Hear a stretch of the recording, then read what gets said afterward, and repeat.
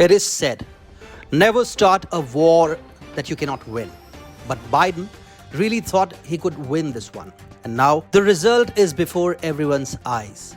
Putin has outclassed, outwitted, outfoxed, and overpowered Biden in a war which was mostly psyops. Hi and welcome. This is TFI Global, the foreign affairs and geopolitical analysis arm of the TFI Media Group.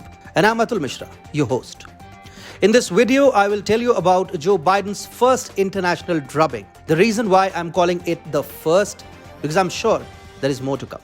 So the first big contest between US President Joe Biden and Russian President Vladimir Putin is over. The Russia-Ukraine military tensions are getting diffused as Moscow has started pulling back troops from the Ukraine border. We have clear results. Putin is the winner, whereas Biden and Ukrainian President Volodymyr Zelensky have come out looking like losers. There are two key takeaways. Firstly, that Russia can mobilize troops and ammunition along the Ukraine border very quickly and meet any eventuality without much difficulty. And secondly, Ukraine has been done in. Zelensky thought that Biden would rescue Ukraine, but that clearly wasn't the case. Biden never went beyond mere lip service, and if Ukraine crosses swords with Russia, the US would prefer Kyiv defending itself rather than jumping into the war. Actually, there's a lot of symbolism and messaging behind how Putin has suddenly withdrawn troops from the Ukrainian border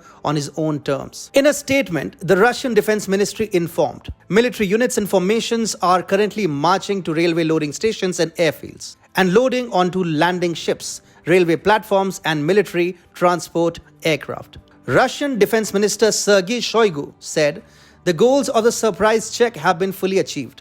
The troops demonstrated the ability to provide reliable defense of the country. In this regard, I have decided to complete the inspection activities in the southern and western military districts. So the message is loud and clear. Russia isn't withdrawing troops out of any compulsion. Putin mobilized troops for achieving a particular goal, and after achieving it, he decided to pull back the troops. The purpose of the buildup of the troops was only to show that Russia is combat ready.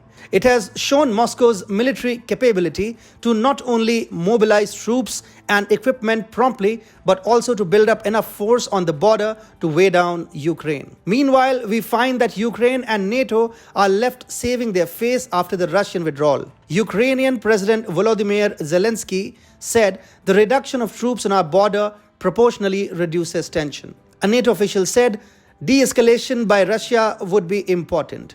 The official added, NATO remains vigilant and we will continue to closely monitor Russia's unjustified military buildup in and around Ukraine.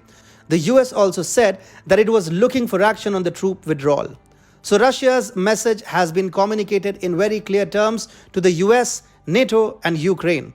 We say Russia is the big winner here because it was able to show that even if it mobilizes troops along the Ukraine border, NATO and the US will not act physically to ramp up Ukraine's military muscle. Ukraine itself would have understood the perils of annoying Russia. Zelensky has learned two very important lessons. One, Biden is only interested in throwing Ukraine under the bus for achieving his own geopolitical goals. And two, NATO powers in Europe led by France and Germany are simply too unwilling to put themselves in harm's way by crossing swords with Russia. We do not see Ukraine poking Moscow again. Kyiv is going to take the back seat now. It will understand how a Ukraine-Russia conflict means more harm than good for Ukraine itself. But by defeating Ukraine, Putin has actually humbled the US president in the first big US-Russia showdown after Biden took over.